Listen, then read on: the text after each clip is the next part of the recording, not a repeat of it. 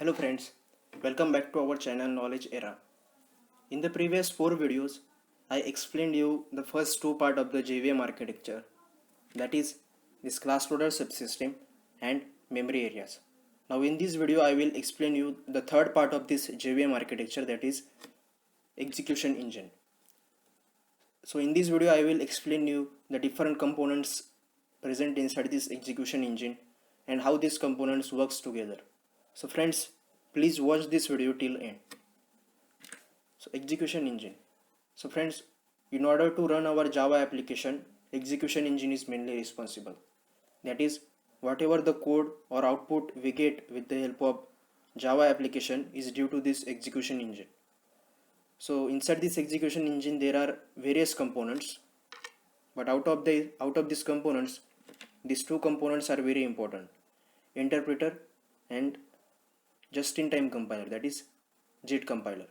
So first I will explain interpreter, then JIT compiler. So interpreter. So for explaining this interpreter, we must know the basic flow of Java language.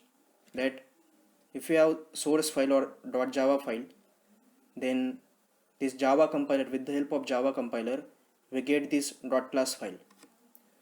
Now what this interpreter does, it will read this .class file.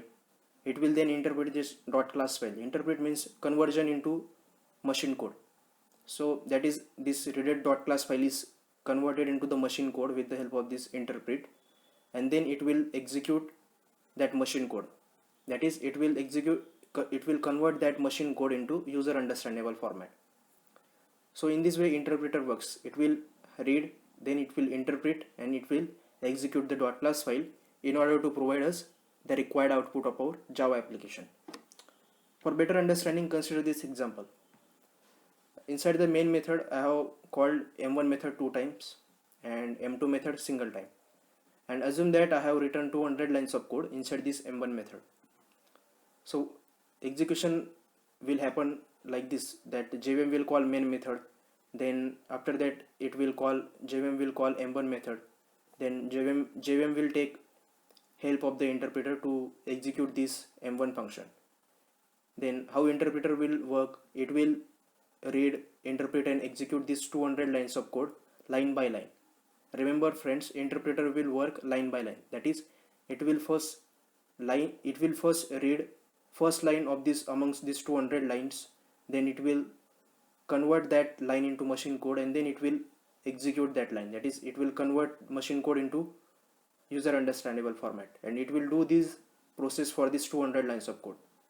Now after execution of this m1 function with the help of interpreter, control will come here to this m1, to the second line. That is, again JVM will call m1 method, then with the help of interpreter will execute this m1 method. That is, interpreter will read, interpret and execute these 200 lines of code in order to execute this m1 method.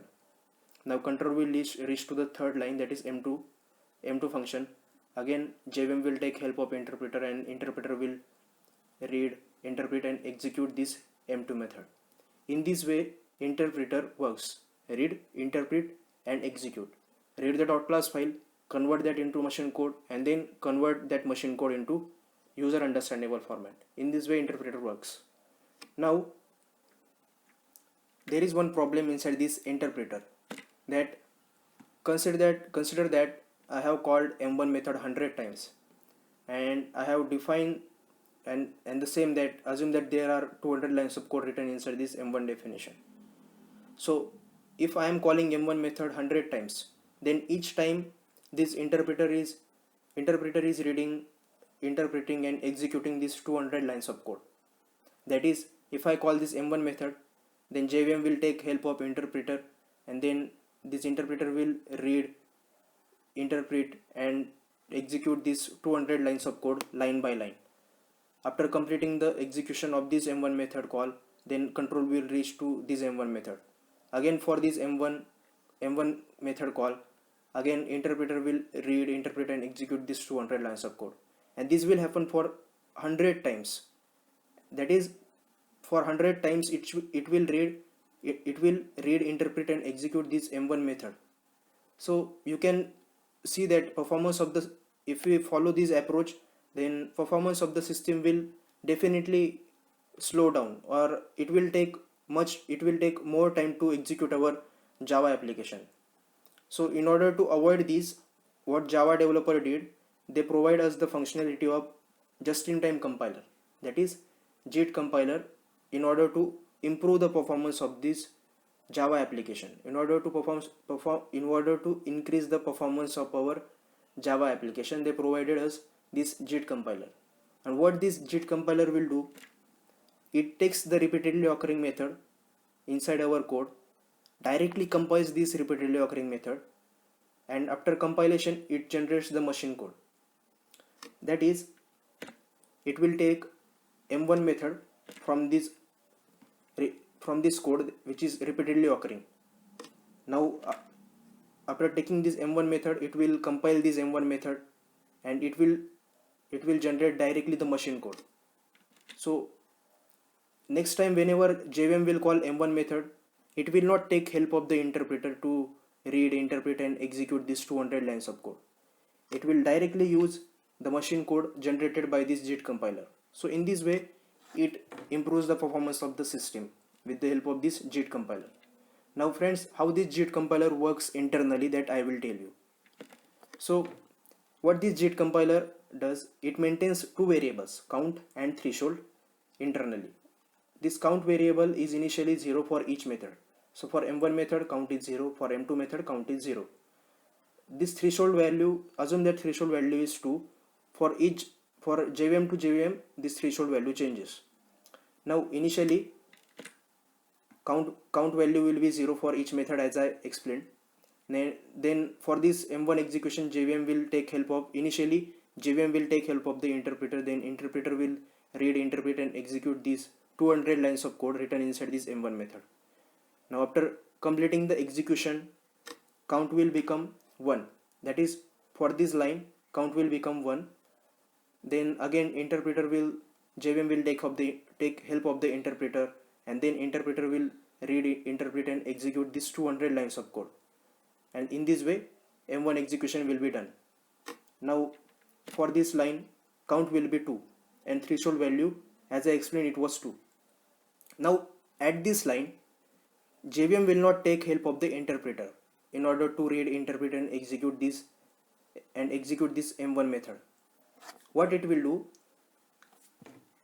inside this JVM, JIT compiler will observe that count value has reached to the threshold value, and at this stage what JIT compiler will do, it will take this m1 method, because it was repeatedly occurring, and JIT compiler will convert this m1 method, directly takes this m1 method, compiles this m1 method and generates the machine code. And next time whenever we call m1 method again, then JVM will not take help of the interpreter. It will use the machine code generated by this JIT compiler. So in this way it increases the performance of our Java application. And this repeatedly occurring method, in our case it was m1 method, it is also known as hotspot method. So our entire JVM architecture will look like this: class loader, subsystem, memory areas and execution engine. So inside this execution engine, you can see here in JIT compiler there are 3 steps.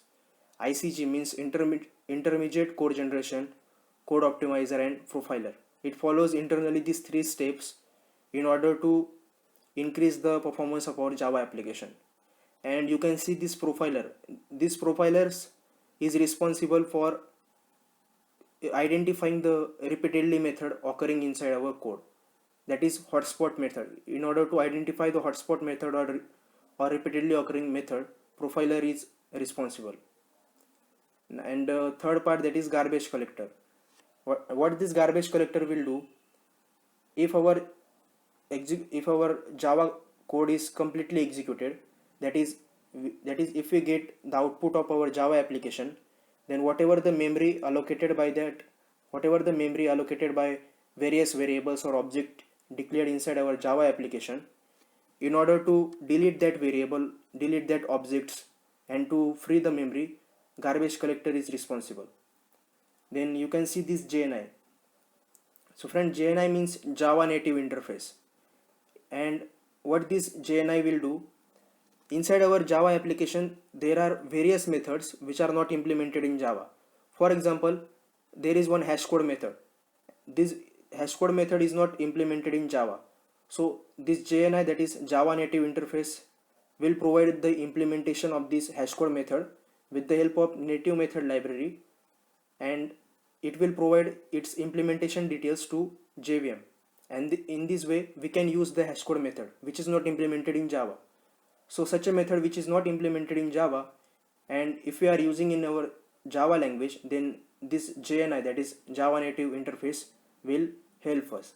So in short, JNI acts as a mediator between between JVM and between this execution engine and the native method library.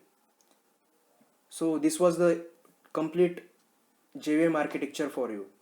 In short, what this JVM architecture will do, after getting the .class file, class loader subsystem loads that .class file inside the memory areas, and this execution engine will execute that loaded .class file, and finally we will get the desired output of our Java application. So friends, if you like this video, please do like, subscribe and share with your friends. Thanks for watching this video.